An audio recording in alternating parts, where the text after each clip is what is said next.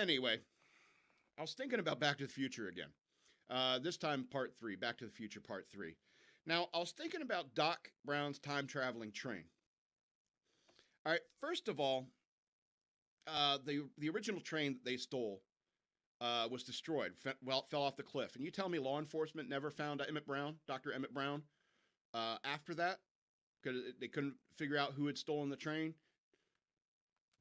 Okay, so let's assume that he evaded law enforcement after stealing a train and destroying it, dropping it in the Eastwood Ravine. All right, say he doesn't get caught.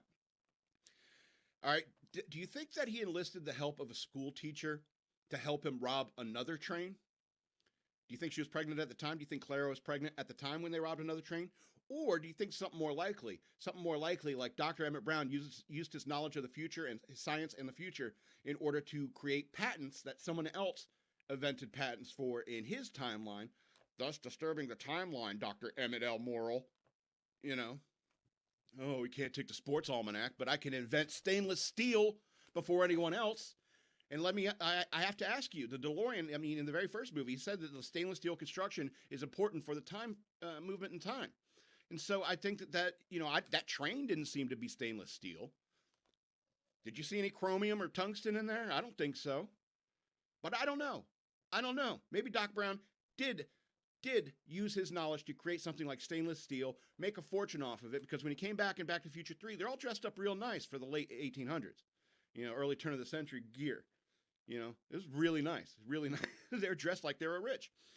And so I think that that's the issue, is that Doc Brown, he probably invented something, patented something before anyone else, got riches off of it, so that he could buy a train, buy a locomotive, and put build the flux capacitor and all the things that he needs to make the train a time machine.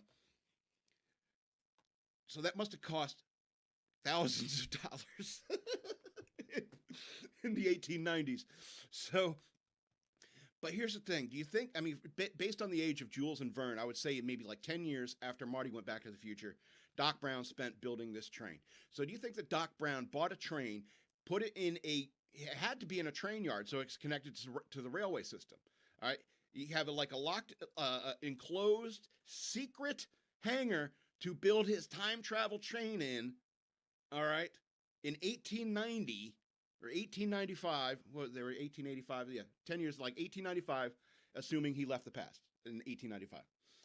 So do you think at 1895 for 10 years he can keep this secret project secret?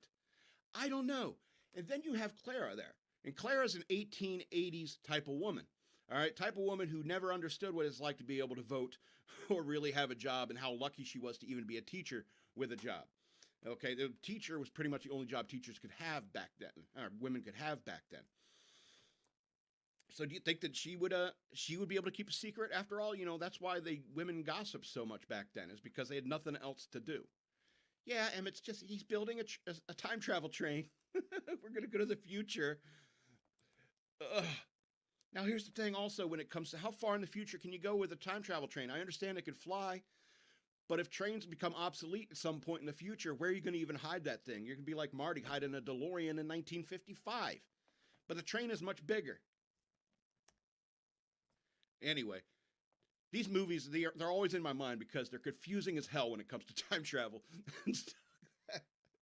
I get mad about the coins that Marty drops on the counter at the diner, because the guy would have heard just from the change dropping that there was a different type of metal in those coins, because the coins in Marty's pocket were from 1985 and they had a different content of metal than the coins did in 1955.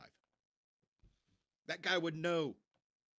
That guy would know. Hey, do you think Doc Brown had to go to like the 1890s to meet a girl? Do you think that's why he always wanted to go back to the Old West, because he thought that he was having a hard time dating in the 1980s? No girls are interested in him because he had this kind of a greatest generation kind of vibe to him. It's like, no woman of mine's going to work. So it's like then you got during the 70s you had the women's liberation movement starting, and then Doc couldn't get a date after the 70s, mid 70s.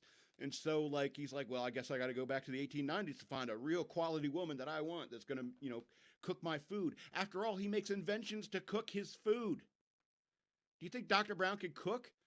Most scientists I've known can cook, but why would he make the invention?